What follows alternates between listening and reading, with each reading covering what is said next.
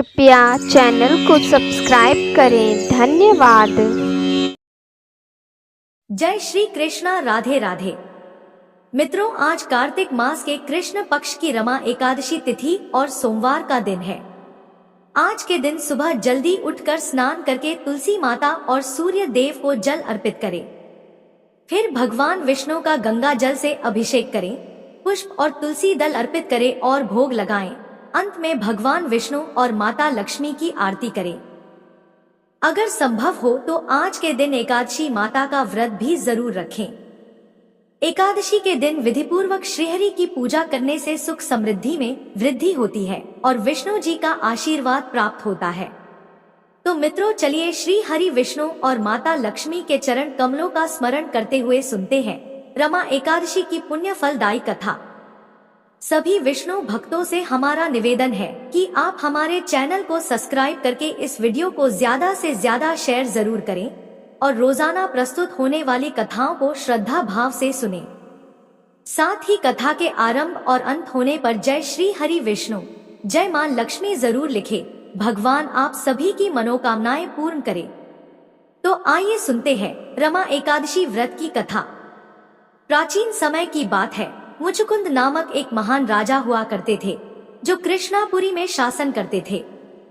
वह राजा अत्यंत धर्मपरायण, सत्यनिष्ठ और भगवान विष्णु के अनन्य भक्त थे। अपने धर्म और न्याय प्रियता के कारण राजा मुचुकुंद का नाम दूर दूर तक प्रसिद्ध था। उनके राज्य में देवता इंद्र, वरुण, चंद्रदेव और यमराज तक उनके मित्र थे। मुचुकुंद का राज्य सुख, शांति और समृद्धि से भरा हुआ था और उनकी प्रजा उन पर अत्यधिक विश्वास रखती थी। राजा मुचुकुंद की एक पुत्री थी जिसका नाम चंद्रभागा था। चंद्रभागा केवल नाम से ही नहीं बल्कि अपने गुणों में भी चंद्रमा के समान शीतल और पवित्र थी। उसका विवाह एक अन्य श्रेष्ठ राजा चंद्रसेन के पुत्र शोभना के साथ हुआ था। चंद्रभागा और शोभना का विवाह एक पवित्र बंधन था, लेकिन किसे ज्ञात था कि यह जोड़ी भविष्य में महान संकटों का सामना करने वाली थी। राजा मुचुकुंद का राज्य धर्म पर दृढ़ विश्वास रखने वाला था और इसी कारण एक महत्वपूर्ण नियम उनके राज्य में प्रचलित था कि एकादशी के दिन सभी प्रजाजनों के लिए उपवास अनिवार्य था। यह व्रत न केवल मनुष्यों पर बल्कि राज्य में रहने वाले सभी प्राणियों जैसे हाथियों, घोड़ों और अन्य पशुओं पर भी लागू था। दशमी तिथि की रात में ढोल नगाड़े बजाकर राज्य भर में इस नियम की घोषणा की जाती थी ताकि अगले दिन हर कोई एकादशी व्रत का उचित तरह से पालन कर सके। कुछ समय बाद शोभना अपने ससुराल आया। उस समय चंद्रभागा भी अपने मायके में ही थी। शोभना को लगा कि उसके इस प्रकार आने से उसकी पत्नी चंद्रभागा प्रसन्न हो जाएगी, लेकिन ऐसा नहीं हुआ। इसके विपरीत वह अपने पति को देखकर अत्यंत चिंतित हो गई। अब शोभना को भी आश्चर्य हुआ कि चंद्रभागा उसे देखकर इस प्रकार चिंतित क्यों हो गई। चंद्रभागा की चिंता का कारण यह था कि अगले दिन ही एकादशी थी और नियम के अनुसार राजा मुचुकुंद के राज्य में सभी प्रजागणों के लिए इस व्रत का पालन करना अनिवार्य था। यहाँ तक कि एकादशी पर उनके राज्य में हाथी, घोड़े समेत सभी पशुओं को भी भोजन नहीं दिया जाता था।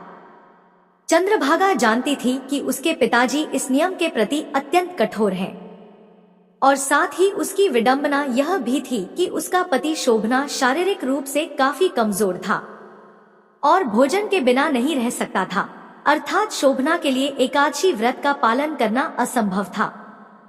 चंद्रभागा ने अपने पति को अपनी व्यथा का कारण बताते हुए कहा कि हे स्वामी, मेरे पिता एकादशी व्रत के पालन को लेकर बहुत कठोर हैं। आज दशमी के दिन ही पूरे राज्य में ढोल नगाड़े बजाकर इस बात की घोषणा कर दी जाएगी कि कल राज्य में सभी के लिए इस व्रत को करना अनिवार्य है। मुझे पता है कि आप भोजन के बिना नहीं रह सकते, इसलिए आप किसी और जगह चले जाएं। अपनी पत्नी की बात सुनकर शोभना ने बोला कि अब मैं भी इस व्रत का पालन जरूर करूंगा, चाहे इसका परिणाम कुछ भी हो। ईश्वर की इच्छा से जो कुछ भी होगा अच्छा होगा। और इस प्रकार शोभना ने अपने मन में एकादशी व्रत को करने का प्रण ले लिया और एकादशी के दिन व्रत का विधिपूर्वक पालन किया। दिन ढलने तक अत्यंत दुर्बल होने के कारण शोभना का स्वास्थ्य बिगड़ने लगा और रात्रि समाप्त होने तक शोभना ने अपने प्राण त्याग दिए। चंद्रभागा की तो जैसे दुनिया ही उजड़ गई हो, उसका तो पूरा संसार ही एकादशी व्रत के साथ समाप्त हो गया था। जब राजा मुचुकुंद को इस बात का पता चला तो उन्होंने शोभना का अंतिम संस्कार कर दिया। इस प्रकार अपने पति के देहांत के पश्चात दीन दुखी चंद्रभागा अपने पिता के महल में ही रहने लगी। राजा मुचुकुंद के राज्य में एकादशी व्रत का पालन करते हुए अपने प्राण त्यागने के कारण शोभना को एक अनोखा पुण्यफल प्राप्त हुआ। इस पुण्य के प्रभाव से अगले जन्म में उसे मंदराचल पर्वत पर स्थित एक दिव्य राज्य का राजा बनने का वरदान मिला। वह राज्य कोई साधारण राज्य नहीं था, बल्कि वह देवताओं की नगरी के समान अलौकिक था, जहाँ चारों ओर रत्नजड़ित दीवारें और चमचमाती आभा थी। शोभना अब उस राज्य का शासक बन गया और उसकी राजगद्दी इंद्रदेव के समान शोभायमान थी। हालांकि यह राज्य स्थायी नहीं था। शोभना जानता था कि यह अलौकिक राज्य उसे केवल एक अस्थायी काल के लिए ही प्राप्त हुआ है, क्योंकि उसने एकादशी व्रत बिना पूर्ण श्रद्धा के किया था। फिर भी वह संतुष्ट था कि उसे इस पुण्य का लाभ मिल रहा है। एक बार राजा शोभना के राज्य में सोमशर्मा नामक ब्राह्मण आया और राजा को देखकर वह अत्यंत चकित हो गया। उसके चकित होने का कारण यह था कि वह राजा मुचुकुंद के राज्य से आ रहा था और शोभना को पहचान गया था। राजा शोभना ने भी उसका आदर सत्कार किया। इसके पश्चात ब्राह्मण ने जब शोभना को उसके पूर्व जन्म के बारे में बताया तो उन्होंने अपनी पत्नी चंद्रभागा के बारे में पूछा। सोमशर्मा ने उत्तर देते हुए कहा, हे राजन, वहाँ सब कुशल मंगल है, लेकिन आपको इस राज्य की प्राप्ति किस प्रकार हुई?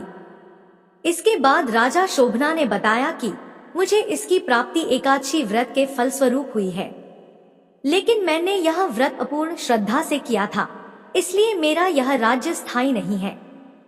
यदि आप मुचुकुंद और चंद्रभागा से सब वृत्तांत कहें तो यह स्थिर हो सकता है। ऐसा सुनकर उस श्रेष्ठ ब्राह्मण ने अपने नगर लौटकर चंद्रभागा और राजा मुचुकुंद को सारा वृतांत बताया। ब्राह्मण के वचन सुनकर चंद्रभागा बड़ी प्रसन्न हुई और बोली कि हे महाराज, ये सब बातें आपने प्रत्यक्ष देखी हैं या स्वप्न की बातें कर रहे हैं? ब्राह्मण कहने लगा कि हे पुत्री, मैं स्वयं तुम्हारे पति से मिलकर आ रहा हूँ। उनका नगर देवताओं के नगर से भी अधिक सुंदर है। चंद्रभागा ने अपने पिता से आशीर्वाद लिया और ब्राह्मण के साथ अपने पति के नगर को स्थायी करने का उपाय खोजने के लिए उस सुंदर नगर की ओर निकल पड़ी। पर्वत की तलहटी में वामदेव ऋषि का आश्रम था। उन्होंने ऋषि को प्रणाम किया और अपनी व्यथा कह सुनाई। उसकी व्यथा सुनकर ऋषि वामदेव ने वेदों से कुछ मंत्रों का उच्चारण किया और उसका अर्घ्य जल चंद्रभागा पर छिड़क दिया। उन्होंने कहा, हे पुत्री, तुमने जो अपने बाल्यकाल से एकादशी व्रत किया है, उसका संपूर्ण फल तुम अपने पति को प्रदान कर दो। ऐसा करने से उसका संपूर्ण राजपाट दीर्घ काल के लिए स्थायी हो जाएगा। उस महान ऋषि के अनुष्ठानों के प्रभाव से और अनेक एकादशियों के पुण्यफल के प्रभाव से चंद्रभागा का शरीर दिव्य रूप बन गया। इसके पश्चात चंद्रभागा अपने पति के नगर में पहुंची और राजा शोभना उसे देखकर हर्षित हो गए। अपने पति से मिलकर चंद्रभागा ने एकादशी का अर्जित किया हुआ पुण्यफल अपने पति को दे दिया। उसने कहा कि हे स्वामी, मैं 8 वर्ष की आयु से इस व्रत का श्रद्धापूर्वक पालन कर रही हूँ और इसका पुण्यफल मैं आपको प्रदान करती हूँ, जिससे आपका यह राजपाट स्थायी हो जाए। इससे राजा शोभना अत्यंत प्रसन्न हुए। अब तो चंद्रभागा अपने पति के साथ उसी महल में निवास करने लगी और दीर्घकाल तक राजा शोभना ने उस राज्य में सुखपूर्वक शासन किया। जो व्यक्ति इस एकादशी कथा का श्रवण करता है वह पापों से मुक्त हो जाता है और पुण्यफल का भागी बनता है। हे एकादशी माता, जिस प्रकार से अपने राजा शोभना और रानी चंद्रभागा को पुण्यफल दिया, इस प्रकार सबको देना। इस कथा को कहने वाले, सुनने वाले और हुंकार भरने वाले सब पर कृपा करना। कथा समाप्त हुई। बोलिए मित्रों, जय श्री प्रभु लक्ष्मी नारायण, जय एकादशी माता की। अगर आपको हमारी वीडियो अच्छी लगी हो तो लाइक जरूर करें। धन्यवाद।